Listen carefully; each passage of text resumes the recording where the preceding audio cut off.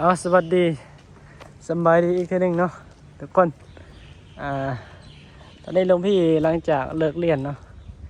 ก็สิยางกลับวัดโมแม่ยางไปหารถว่ายางกลับวัดเลยอันยางกลับวัดเนี่ยเดียวป่านพระธุดงค์เลยแหละยางกลับก็ได้คันบ่ฮ้อนเนาะอากาศมันฮ้อนกันเลย ก็เลยนี่เนาะรถมหาลัยที่หลวงพี่นั่งกลับวัดทุกแรงเนาะทุกวันอันนี้ก็เป็นยังคุณบาวันอันนี้เป็นยังอาคารยัง100 ปีขนาดด้านหลังอาคาร100 ปีเนาะที่ก็จะมีบอลจอดรถของครูบาอาจารย์เมื่อนี้เห็นวิชายังสันบายเนี่ยตอนเช้าเนี่ยแอปเซตเลยเนาะแอปเซตคลาสสันบายนี่เรียนสันบายแฮปคลาสภาษาอังกฤษนำอาจารย์ตีสปีกลาวได้ไหมเล่าฮะว่าดังนะสปีกลาวเลยมันว่าบ่ดังมันเป็นภูมิแพ้พี่วันเนาะคนกาฬสินธุ์บ่แม่นคนลาวเด้อเห็นว่าเห็นคนกาฬสินธุ์อันครูบาวันที่หลวงพี่เคยถ่ายเนาะก็เป็นคนลาวเหมือนกันเป็นสหายนี่แหละอยู่ห้องเดียวกันเนาะขนาดนะวัดเดียวกันอันเพิ่นอยู่แข่งยังขนาดมาอยู่แข่งพงศลีแข่งพงศลีบ่อันนี้มันยังครูบาวันนี่เป็นร้านเอาค่อยย่างมั้ยเป็นร้านกาแฟ MCU อันนี้เป็นอาหารกาแฟของมหาลัยเนาะกาแฟอยู่มหาลัยกับสถานที่ในสื่อมันเนาะเดี๋ยวต้องพี่วัน MCU เดี๋ยวเข้าไปเชื่อ MCU นี่ย่อมาจากอย่างขอนแก่น MCU KK นี่ย่อมาจากมหาจุฬาเนาะมหาจุฬาหรือว่ามจรขอนแก่นอะไรอันนี้มันอย่างอันนี้บ้างชอบอีกอย่างสองอันนี้กันด้วย MCU ยัง MCU คาเฟ่MCU คาเฟ่โอ้ยไม่ธรรมดาเนาะ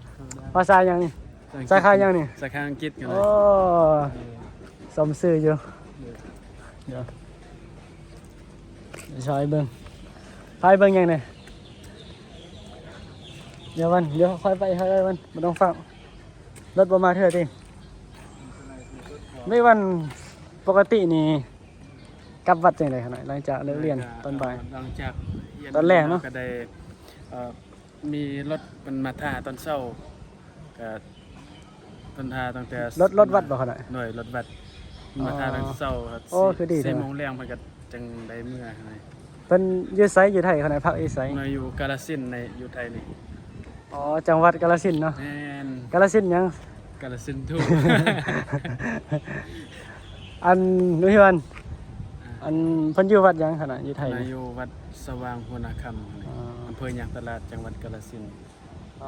มีโอกาสก็ไปแวะไปเที่ยวได้กันหน่อยตีสาธุนิมนต์เด้อครูบาอาจารย์เฮานะทางฝั่งลาวมาเที่ยวกาฬสินธุ์เนาะน้องพี่วันนี่เป็นคนพงศาลีเนาะหรือว่าจังหวัดพงศาลีอำเภอเมืองขวาเขาเนาะเป็นลาวเหนือเนาะเขาเนาะลาวเหนือถ้าบ่อยู่เหนือสุดก็เดี๋ยวว่าตัวเองอยู่เหนือ บ่วันนี้อากาศอยู่ไหนขนาดอยู่ร้อนบ่นี่ข่าวว่าอยู่พงศาลีได้อากาศดีอ่ะมันก็ตีเป็นบางช่วงขนาดช่วงฤดู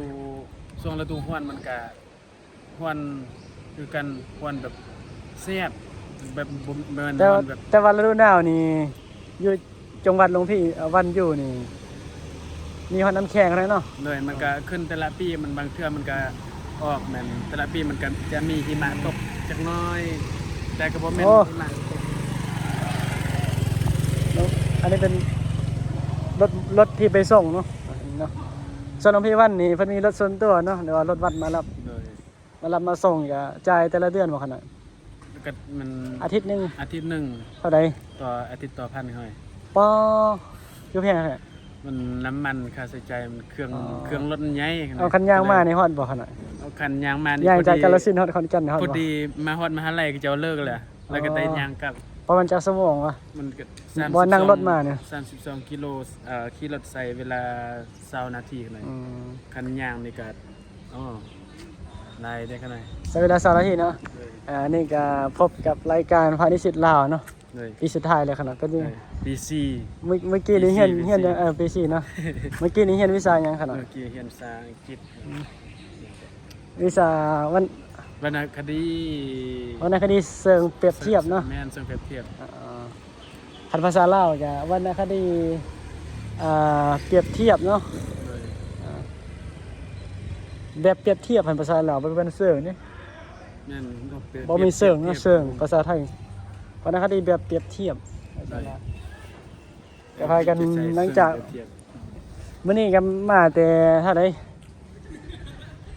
มาได้3คนเนาะมาเฮียน เลยใน เพราะว่าคนอื่นเขาไปใส่มาคนอื่น อี เนี่ย กอีกองค์หนึงก็บ่สบาย อืม อีกองค์หนึงก็ช่วยงานมหาลัยที่จะรับ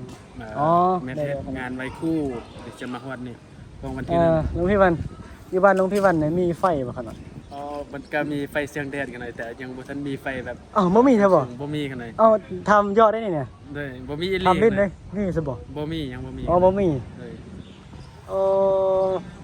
แสดงว่าเป็นคนบ้านนอกตัวนี่ เลยเอากะ บ้านนอกบ้านนาตัวนี่ แม่นวันนอกวันหน้า อ๋อ แบบมันอากาศมันดีใช้ชีวิตแบบธรรมดา อยู่ใส่คำเราอยู่ชนบทของไหนเนาะ แม่นเขาหน่อยแล้ว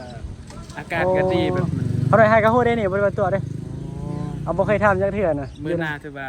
เออ เมื่อเขาหน่อยสิพาไปเลาะเบิ่งตามภูป่าป่าเขาตามธรรมชาติ เดี๋ยวปิดเทอมนี่บ่พาเมื่อเฮ็ดจังได๋ล่ะ โอ้เมื่อ ปั๊บมักซิบเลย สติทองอาสามาได้ใส่อย่าลืมบอกอันนั้นเด้อพระเล่าวในปีนี้มีเท่าไหร่ครับฮอด20บ่ เท่าใด ฮอดได้เนาะ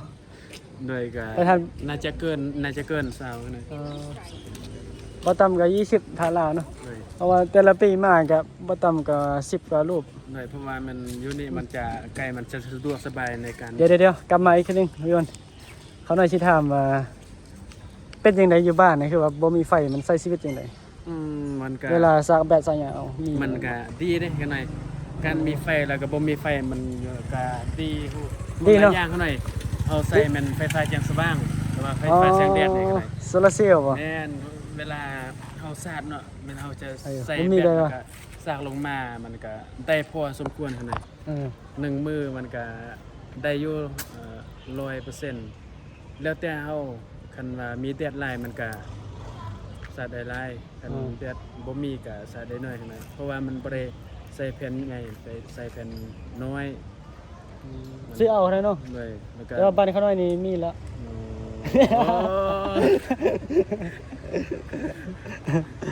อันนี้เราพี่วัน